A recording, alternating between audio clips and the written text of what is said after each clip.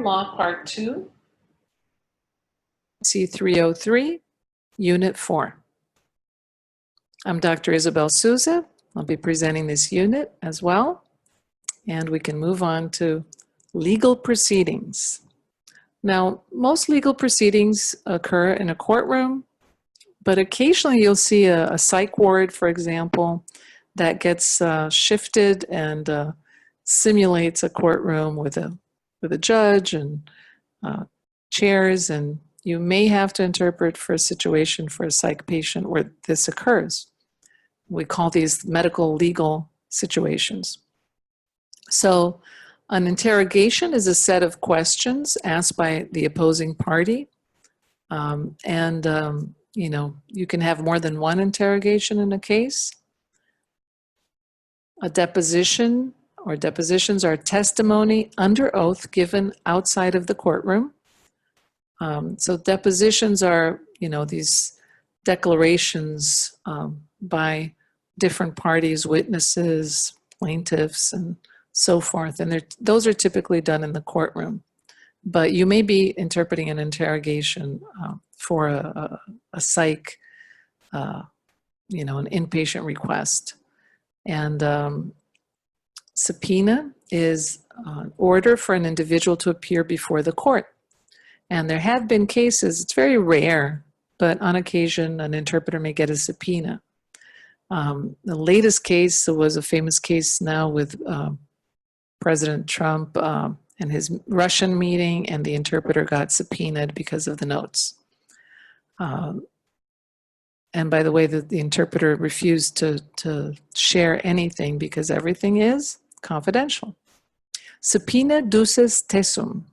That means it's an order for the records to be presented to court. Moving on. Damages. This is just a bit of a background should you come across this type of situation. Damages are monetary amounts to reimburse for injuries. Compensatory damages are to compensate for loss, sometimes for loss or suffering. Punitive or exemplary damages are to punish or make an example of wrongdoing. And respondeat superior are the employer responsible for actions of the employee. Moving on. Consent. Now this is quite relevant for our healthcare.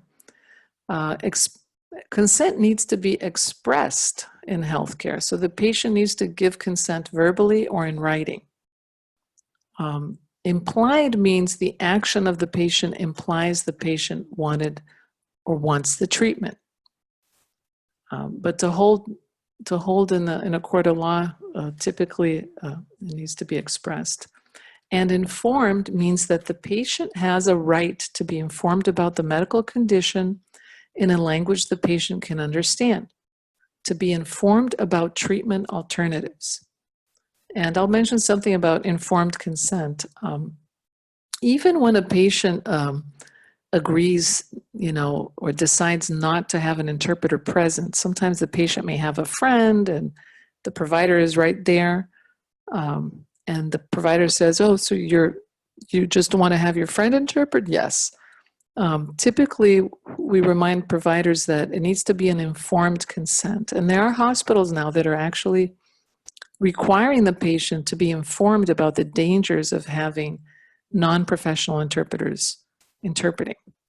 So it's very easy for a patient to say yes, or I don't need an interpreter. But once they know that there are risks, and oftentimes I would describe those risks. Okay, the patient doesn't want an interpreter.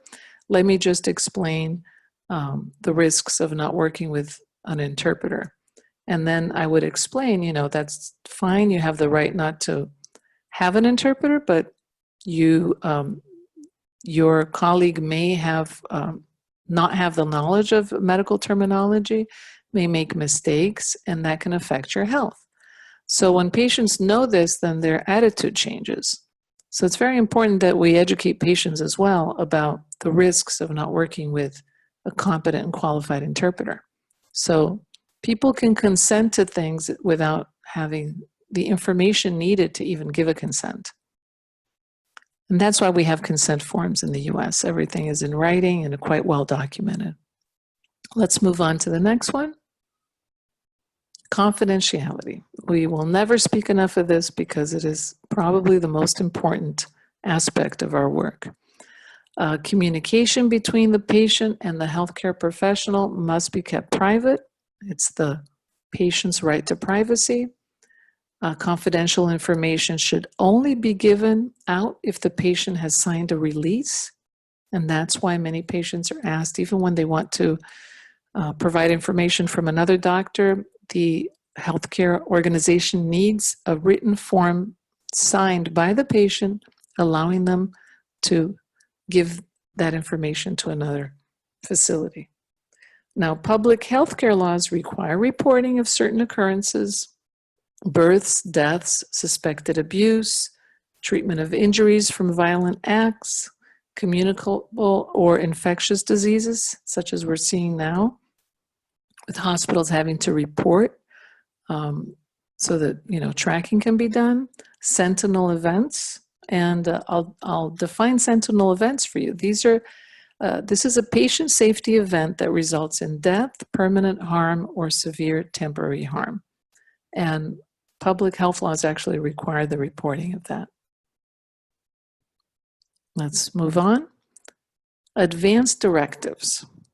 So that establishes the patient's wishes for medical care when the patient is unable to make decisions.